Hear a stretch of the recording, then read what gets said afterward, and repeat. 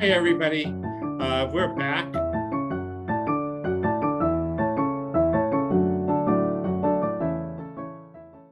I'm excited to just share a few things about BYU Idaho, and as everybody else has already mentioned, the ever-changing landscape of our fall semester. Who knows where we're going to be in a couple of weeks?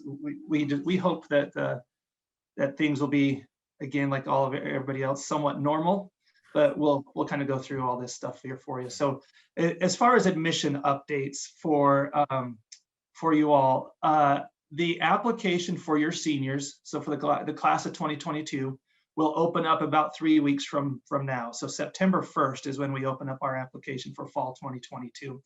And we do rolling admissions here. So typically within about 4 weeks of application completion, the students should know whether or not they've been admitted to BYU Idaho.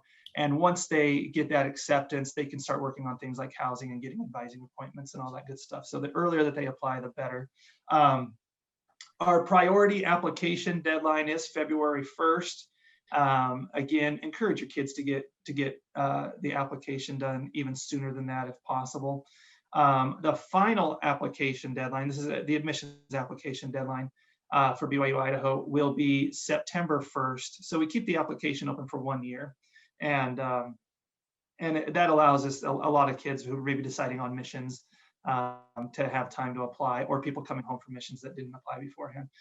If you are working with students who are thinking of going on an LDS mission before going to college, have them go ahead and apply this fall for admission, and then we'll just have them do mission deferment once they have their mission call. As far as our scholarships, we call them grants here at BYU Idaho. We don't actually award traditional scholarships, but we for all intents and purposes, that's what they are. So our scholarship application opens up on October 1st. And a student has to start the admissions application first, and then they can start filling out the grant application. That deadline is March 1st for submission, March 1st of 2022. So if they can get that submitted, again, the sooner the better. With our grants, the way that they work, they're 1-year grants, and we have them for academics. We also have them for leadership and for talent and different things like most traditional schools do. But once our pool of money is allocated, then even if they qualify, they may not be able to receive anything. So again, the earlier they can apply, the better off they're going to be. The last couple of years, we've been test optional due to the pandemic. We're going to continue to be test optional for the senior class. We are meeting regularly to determine if that's going to be a permanent solution. And this is just for BYU Idaho. You'll have to contact the other BYU schools to know what their policies are moving forward for this next year. But we are going to be test optional. So if a student doesn't have an ACT or an SAT, or if they do have one and they don't want to report it, that's fine. They can go ahead and submit their application without them. Our academic awards that we are giving are going to be based solely on GPA, on high school GPA, which stinks for some folks who tested really well, but maybe had a 3.6 or a 3.7. That may mean they may be ineligible for an academic award. As far as the ACT and the SAT tests go, though, we are encouraging them because we use them. I think Jessica mentioned this at University of Idaho. We use them for course placement for freshman math and freshman English. And so if a student does not have an ACT or SAT and they don't plan on taking an ACT or an SAT, we need to know that very early in the process. And then we can make arrangements for them to take the ALEX test or the Wright test for English or math course placements. And so we have a lot of students that they don't understand that that's the case. And so when they get to registration, they're ineligible to register for math and English because they haven't met the prerequisites for those. So that's kind of our application and admissions updates for the upcoming school academic year. As far as COVID updates, our policy right now is just everybody has to wear a big bubble, and then we avoid everybody. And that way, if they hit each other, it just kind of creates social distancing. But I like it. You like that? Yeah. So our fall semester begins September 13th, and right now we have a mask mandate. That's been in place for the last year and a half. So we have a mask mandate on campus and in classrooms. We are not going to be socially distancing in classrooms. In other words, so we took about 2/3 of the seating capacity out of all our classrooms for the last academic year. Those have all been put back into the classroom, so we anticipate having full classrooms again.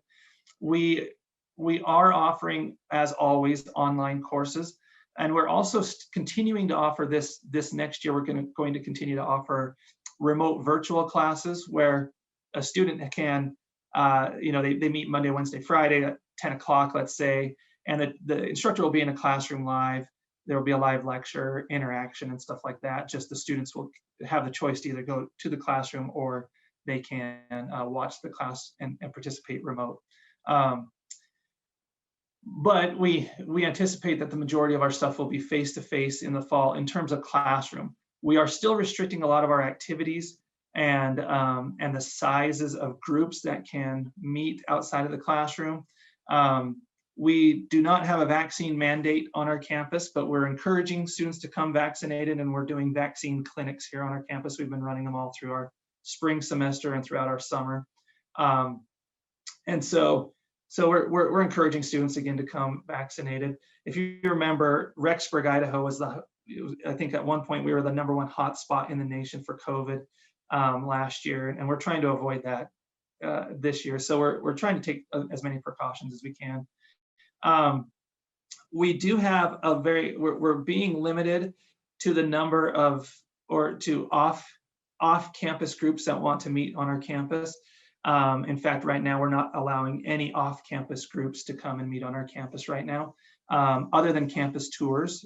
Campus tours are okay, but so BYU Idaho was supposed to host Southeast Idaho Counselor Days. That will be hosted down at ISU this year because we don't have permission to host those just yet.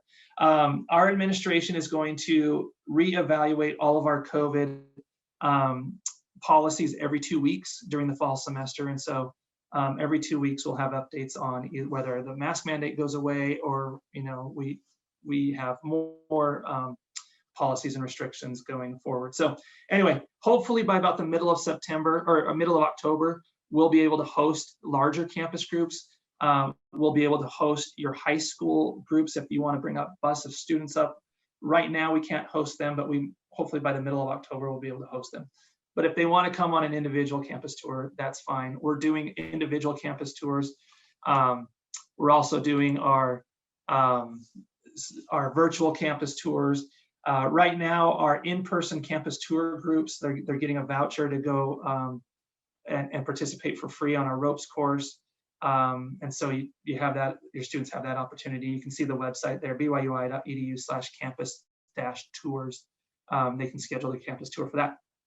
Our big annual on-campus visit day event, which we call Campus Day, we had to host it virtually last year. Again, with the restrictions that we have on gathering sizes on our campus, we're hosting it virtually again this year. So that will be held on Saturday, September 25th. And we have many of our academic departments are going to be participating live during that time. There's information about it on our website. We're also going to be sending information out to you guys very soon with additional details about Campus Day. So watch for that information, but we'd love to have a lot of your students participate in that. And then, as I mentioned before, we're limited with gatherings on our campus and no outside groups other than campus tours. If you need to get in touch with me, if you'd like to discuss with me the possibility of getting some of your high school kids up here on campus to visit, I'd be happy to do that. So there's my email address and my phone number. We have about 8 different admissions reps in our office that handle high schools in Idaho. And so if you get onto our admissions homepage, byui.edu/admissions, you can find our Meet Your Rep page there, and you can see which of our admissions counselors actually cover your high school. We have permission to travel this fall, which we're pretty excited about. In fact, our office is the only office on campus that has permission to do any sort of travel for the fall. So we will be coming out to your schools. We've got permission to go to North Idaho, down to the Treasure Valley, Magic Valley, all over the place. And so we will be pestering you guys soon to set up appointments for follow-up visits. We'll be helping out with college application month and all that kind of stuff. We're excited to get back out and see you guys. So if you have any questions, you can throw them in the chat, or you can feel free to email them to me, and I'm happy to answer those for you.